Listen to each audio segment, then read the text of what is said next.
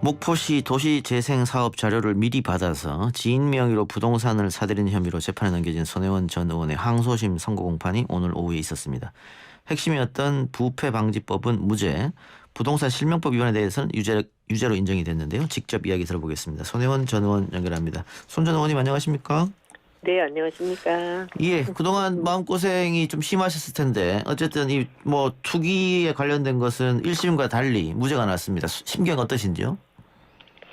그러니까 지금 이 투기 부분하고 뭐 이 명의식탁 부분이 있지만은 이제 제게 쓰여진 그 누명이 뭐 100% 투기였잖아요. 목포 예, 투기. 예.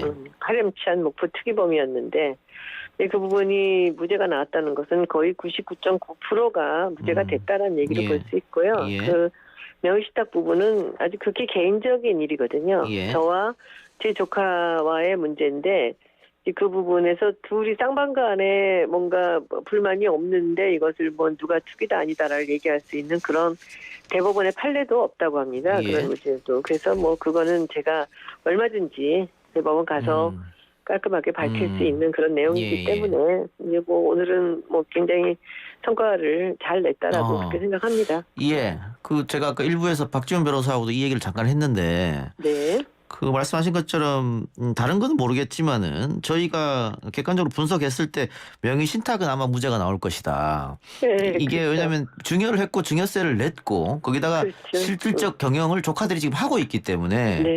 이거를 유죄로 하게 되면은 앞으로 그 누가 증여를 하겠느냐 다 이렇게 몰고 가서 유죄를 그렇죠. 가지. 그런데 네, 하여튼 네. 어쨌든 결과는 벌금 1,000만 원이 났으니까 네, 그럼 네. 이 부분은 대법원에 가서 다투겠다 이런 생각이신 모양이죠? 그럼요. 저희 당연히 그렇게 해야죠. 예. 네. 뭐 알겠습니다. 1,000만 원보다 뭐 변호사 비용이 더 드는 한이 있더라도 그거는 뭐 명예에 관련된 얘기고 그리고 뭐 작가님도 잘 아시겠지만은 제가 걔 말고 다른 조카들한테 훨씬 더 많은 돈으로 유학을 시키고 예. 공부를 하고 했죠. 제가 7,200만 원을 차명으로 할 그럴 사람은 아니지 않습니까? 증거가 많이 있습니다. 예, 네. 알겠습니다. 좀 지켜보기로 하고요. 음. 자, 이 핵심이었던 목포시 도시재생사업 자료를 활용한 시세차익 목적의 부동산 매입. 자, 이게 1심에서는 유죄가 됐는데 2심에서는 이제 반전이 일어나서 무죄가 됐습니다.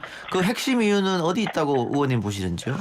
1심에서는 제 얘기를 전혀 듣지 않았어요. 어허. 판사가. 예. 1심은 저희가 사실 1심에서 많은 증거와 그 모든 그것을 다 클리어를 시켰다고 저희는 생각할 정도로 잘 대응을 했는데 1심의 판사는 그냥 공소장을 읽는 정도 수준으로 끝이 났어요. 예. 제가 끝까지 무죄를 주장했는데도 불구하고 제가 반성의 기미가 없다고 아니 죄가 없다는 사람이 어떻게 반성을 예. 그 정도로 너무 어이없는 이 결론이 났었기 때문에 저희가 예. 2심은 이제 굉장히 이제 사실 걱정이 됐죠. 죄가 없는데 죄를 만드는 이런 그 재판에서 우리가 무죄를 받는다는 게 얼마나 어려울지 알지 않습니까? 예. 그래서 1심에 굉장히 훌륭한 그 변호사님이 함께 일을 했었는데 그분도 같이 하면서 2심에 우리가 황희석 변호사를 이제 다시 선임을 했죠. 예. 그래서 2심에서 주로 했던 일들은 이제 제가 어떻게 살아왔는지 제가 페이스북에 계속 그 기록을 했었던 그 제가 목포에 관련된 얘기들을 전부 다 이제 기록을 해서 증거로 냈고요. 그리고 제가 이제 뭐 투기 같은 거를 안 했다라는 거를 뭐 증거로 낼 수는 없지만 제가 영순위 통장 2개가 80년대 통장이 있는데 그거를 한 번도 사용하지 않고 만기에 받았다는 이런 증거 같은 거 다 냈고요. 그리고 그러니까 뭐 이런 거 증거가 제가 무죄가 될 수 있는 증거가 100가지가 있다면 검찰에서는 저를 유죄로 만들 수 있는 증거는 하나도 없었거든요. 그러다 보니까 너무 당연한 일이었지만 1심에 유죄를 받아서 사실은 우리가 굉장히 걱정을 많이 하며 준비를 했지만 2심에서는 있는 그대로 상식적인 판단을 내려주신 거라고 예. 볼 수 있습니다. 예, 1심과 2심 검찰은 4년을 구형했는데 1심에서는 유죄가 났고 2심에서 이제 무죄가 났는데 이 목포시 도시재생사업 자료 이게 비밀 자료를 손혜원이 이용해서 투기했다. 이게 이제 검찰의 주장이었지 않습니까? 근데 지금 2심 재판을 보니까 언론에 다 공개됐는데 그게 어떻게 비밀 자료나 이렇게 재판부가 판단한 것 같습니다. 아니에요. 그렇지 아닙니까? 않고 예. 2심에서 그 자료가 비밀일 수도 있다라는 여러 얘기를 들었지만 그 자료가 비밀일 수도 있다. 비밀로 볼 수도 있다는 거예요. 예. 그런데 여기서 제가 무죄가 된 결정적인 이유는 그게 비밀이라 할지라도 그것을 사용한 흔적이 없어요, 제가. 예. 이게 굉장히 중요한 포인트였거든요. 저희가 이제 변론을 할 때도 그 얘기에 아주 집중을 했습니다. 이 판사님이 굉장히 아주 현명한 그런 포인트였거든요. 예. 그래서 그 부분이었었고, 그리고 이제 제가 지금까지 했던 것, 그리고 제가 사실은 이번에 팟캐스트 새날에 나가서 했던 얘기들 녹취를 다 냈거든요. 예. 거기에 제가 6월 달에 목포를 닫으러 가자, 뭐 이런 얘기들이 쭉 나와요. 그것을 제가 증거로 냈는데 그런 것들과 제가 그 비밀 자료 같은 거 받기 전에 페이스북에 쭉 썼던 얘기들이 예. 모두 다 오늘의 무죄를 내는데 결정적인 이 증거가 됐습니다. 그래서 그러니까 그때도 예. 그러니까 목포시 자료를 보기 전에 방송 같은 데 나와서 목포가 너무 좋으니까 여기를 살려야 된다. 우리 다 같이 갑시다. 뭐 이런 얘기 했던 게 증거가 됐다 이 말씀이네요. 그렇죠. 예. 저 전에 이 작가님하고 했던 팟캐스트에서 그거 있었는데 그 생각나시죠? 그것까지 안 가도 제가 너무 여러 곳에다가 그 얘기를 많이 했어요. 예. 페이스북에 알겠습니다. 글도 많이 쓰고 이제 그 부분이 굉장히 중요한 그 근거가 됐던 것 같습니다. 알겠습니다. 오늘 무죄가 나고 네. 대부분의 언론 보도의 제목이 뭐냐면 손혜원 목포 투기 2심 무죄 반전. 그리고 뭐 우리 라디오도 목포 투기 의혹 2심 무죄 일부 벌금 다 이런 제목이었는데 네네. 유독 SBS만 2심에서도 유죄 이렇게 제목을 달았습니다. 왜냐하면 제가 민형사가 이제 시작되거든요. 예. SBS랑. 그러니까 SBS가 되게 불만일 거예요. 이 사건을 제일 먼저 보도하면서 굉장히 이례적으로 2주간 보도를 했단 말이죠. 네네. 그래서 아마 20분씩 하루 8시에. 예. 우리가 틀리지 않았다는 것을 아마 주장하고 싶은 것 같은데 어쨌든 제목이 목포 투기 의혹 손혜원 2심에서도 유죄 이렇게 나왔습니다. 그래서 그런데 그러면 그게 틀렸죠. 그들이 말한 건 다 예. 틀렸죠. 예, 투기 의혹은 무죄를 받았으니까 예, 무슨 말인지 알겠고요. 네. 그러면은 이 재판 지금 민사는 그럼 SBS랑 민사는 같이 계속 이어지는 겁니까? 네, 이번 재판이 굉장히 중요한 거예요. 이 결과를 보고 다 이제 그들하고 시작이 되거든요. 예, 그래서 아마 그들이 굉장히 지금 이제 아주 뭐 불안에 떨고 있을 거예요. 이제부터 시작을 할 거니까 우리는. 네. 알겠습니다. 자, 항소하실 생각이시라니까 좀 당연하죠. 예, 대법원 판결 지켜보고요. 기왕 연결된 김에 네. 그 지금 민주당과 열린민주당 합당 이야기가 나오고 있습니다. 또 네네네. 실무진끼리 만났고.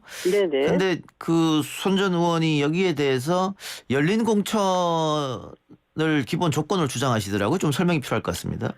열린공천은 열린민주당의 그냥 본질이거든요. 예. 열린공천이 없었다면 열린민주당은 없어요. 예. 그리고 최강욱, 김의겸, 강민정도 없고요. 그런데 우리가 그 사람들하고 그냥 같이 합당을 할 수는 없어요. 왜냐하면 우리가 갖고 있는 단 하나의 조건이라면 저는 열린공천이라고 보거든요. 예. 그래서 합의문에 그 문구가 들어갔던 것 같은데요, 이번에? 네, 들어갔다고 예, 그래요. 예. 감사하게도. 그래서 그 부분이 들어갔다고 이제 그리고 그거는 1번이어야 돼요. 다른 거 모든 거를 우리가 하지 않더라도 받지 않더라도 저는 1번으로 열린 공천을 하자. 이것은 우리나라 민주주의의 대전환이거든요. 예. 이거는 국민이 비례대표 적어도 20명 정도의 비례대표를 국민들이 뽑는다. 국민들이 순번을 매긴다. 국민들뿐 아니라 이제 당원들이 하는 거죠. 그렇게 한다고 했을 때 저는 직접 민주주의가 실현이 될 거라고 봐요. 우리 열린민주당 인원이 얼마 안 되니까 3명밖에 당선을 못 시켜서 사람들이 잘 모를지 모르지만 우리는 모두가 다 당원의 힘으로 국민의 힘으로 당을 만들고 이 국회의원을 당선시켰거든요. 그래서 우리한테는 그 경험이 있기 때문에 지금 우리가 민주당에 들어간다고 한다면 적어도 우리의 본질인데 이것은 받아들여줘야 되지 않겠는가라는 그런 얘기를 저도 했고요. 우리 당에 있는 모든 최고위원들이나 국회의원들은 똑같은 생각을 하고 계실 겁니다. 알겠습니다. 자, 그리고 그 손 전 의원이 2016년 총선 또 2017년 대선 민주당의 홍보 부분을 맡아가지고 선거의 승리를 이끌었는데 그래서 민주당 지지층에서는 그 이재명 후보를 손 전 의원이 도와줘야 되는 거 아니냐 이런 얘기가 좀 있거든요. 이번에 뭐 2심에서 어쨌든 무죄 받아서 털었으니까 부동산 투기에 대해서는 혹시 생각이 있으신지요? 뭐 제가 도울 수 있는 길이 있다면 뭐든지 해야죠. 지금이야. 그런데 저는 뭐 그 형식으로 봐서는 열린민주당에서 이 뭐 우리가 만약에 합당이 된다면 너무 기쁜 마음으로 열린민주당에서 저를 차출을 보내지 않겠어요? 아, 예. 네, 저는 그런 그림도 좋을 것 같고요. 그리고 제가 들어가서 이제 그 일을 하게 되면 또 안에 내부하고도 또 여러 가지 또 있겠죠. 불편한 부분도 예. 있을 수 있어요. 그러니까 예. 아마 캠프에서 잘 생각하시고 후보께서도 여러 가지 잘 생각하시고 어려워지면 부르시면 제가 언제든지 들어가서 도울 준비는 하고 있습니다. 네. 알겠습니다. 오늘 인터뷰 이걸로 마치고요. 어쨌든 그동안 마음고생 심하셨을 텐데 뭐 무죄 나온 건 축하드리겠습니다. 네, 이제 목포에서 보여드리겠습니다. 예. 네, 고맙습니다. 고맙습니다. 예. 네. 지금까지 손혜원 전 의원이었습니다.